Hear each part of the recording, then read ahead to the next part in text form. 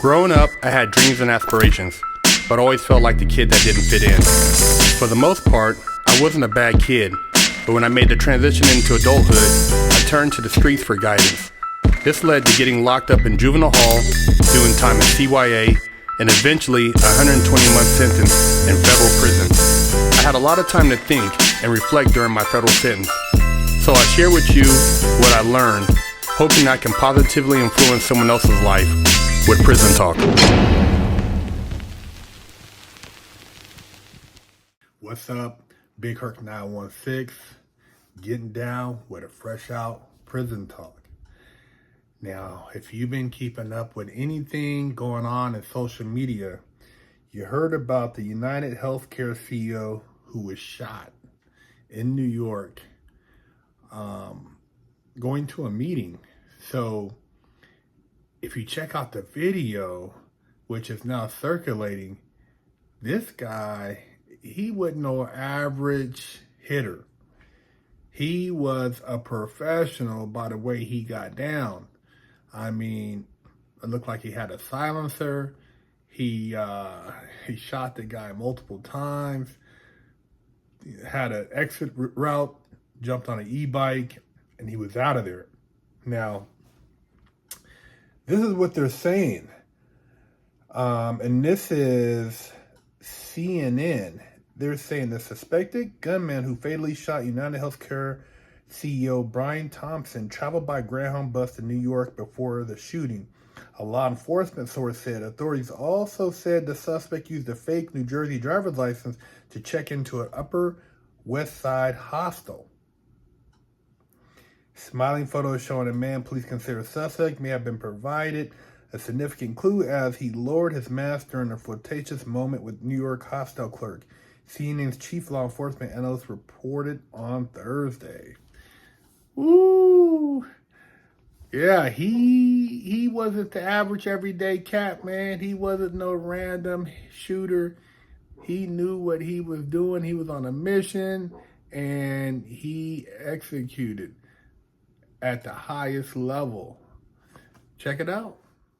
Well, it's been more than 24 hours and counting with this manhunt. Now we're getting a very clear photo of what this suspect looks like. Take a look there on your screen, okay? This is that new video, a new photo coming in from the NYPD. This, I'm told by some sources, and also the New York Post is reporting that that grinning picture of this gunman was taken at a nearby hostel. So we knew that this man was spotted over near Central Park. He rode an electric bike over there yesterday after he fired those fatal shots at the healthcare CEO and just took off, leaving him there bleeding on the ground. This photo, though, was taken at the spot where he was staying. That's not that far from Central Park, okay, on the city's Upper West Side. So we're trying to piece this all together. But, man, did they get some clear shots of him. I'm being told that they ran those and are still running those through some systems to try and ID this guy. So coming back out here live, Martha, one of the other key pieces of information as we're all putting this puzzle together here on the ground is that there was possible messages written on some shell casings that were left at the scene, and that could give... Now, what makes this even more interesting is that the words delay and depose were found on a live round shell casing, according to law enforcement sources. Authorities also found a phone and a bottle of water that may have been dropped by the gunman. Police were able to get one fingerprint off of the bottle, but it's smudged, an official told CNN.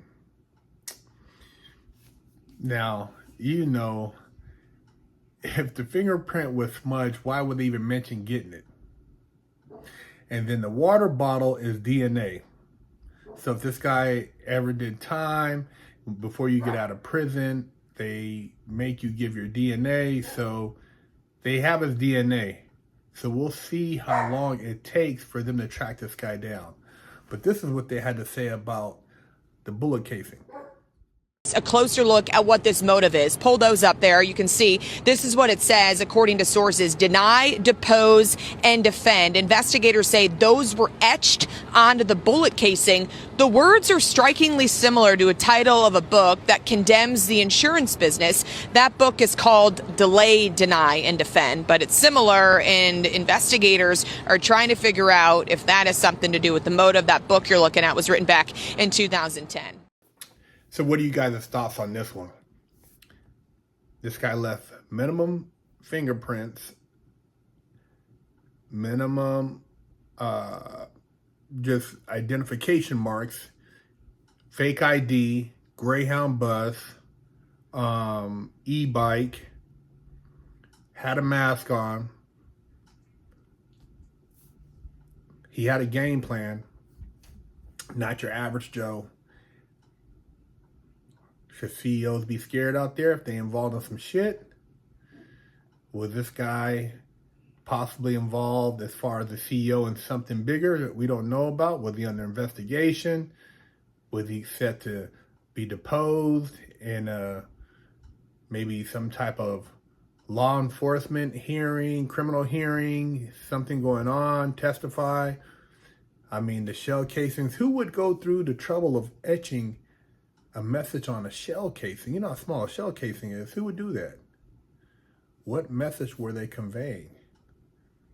Was this a heads up to others who may be thinking about opening up their mouth? A lot of things going on right now.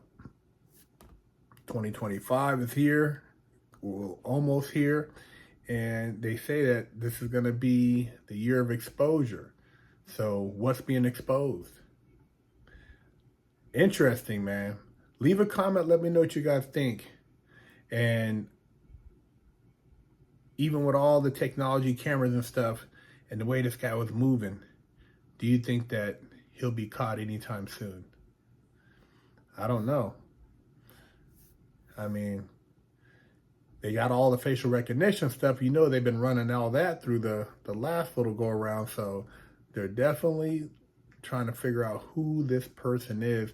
And if any of those images in the hostel match up with anything on social media. That's why they like you to use your iPhone face identification, your Android identification. You know, they were having people only show this part of their face. Your eyes are being photographed. All these different things capture you. You go to the airport, they take a picture of your face. Anything that's in a database, it pops up. You know, that's the whole reason with all this camera stuff. You know, putting your eyes against the thing so they can read your eyes, and they can use those and they can run them across multiple images. So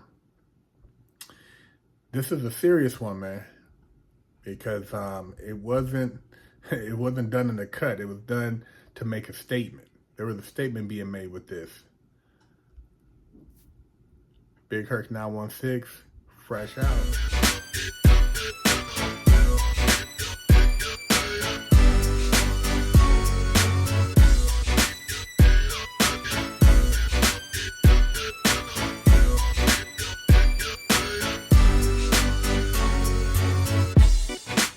Lockdown's over.